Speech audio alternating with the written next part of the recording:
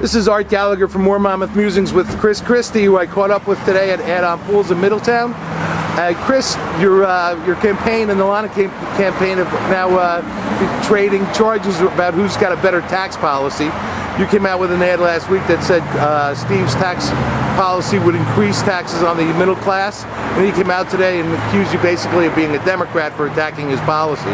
Well, listen, I don't know how Steve could say it's conservative to come forward with a tax policy that's going to raise taxes on 70% of New Jerseyans who pay income taxes. I mean, that's the fact of it, and Steve hasn't denied it. In fact, every public statement Steve's made has been to explain it, but not deny it.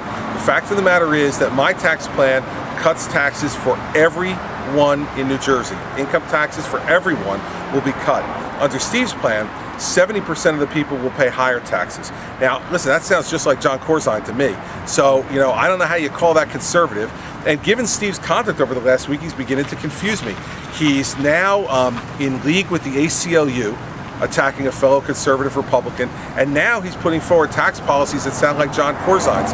I don't know whether Steve's having a conversion all of a sudden to become something that he says he's not, but his policies are what really counts, not what comes out of his mouth. It's his policies that count. This is a guy who's siding with the ACLU against law enforcement, and a guy who is now saying that he wants a tax policy that will increase taxes on 70% of the people who pay taxes in New Jersey. That's an attack on the middle class in New Jersey. We've had enough of that from Jon Corzine. We don't need Steve Lonegan piling on too.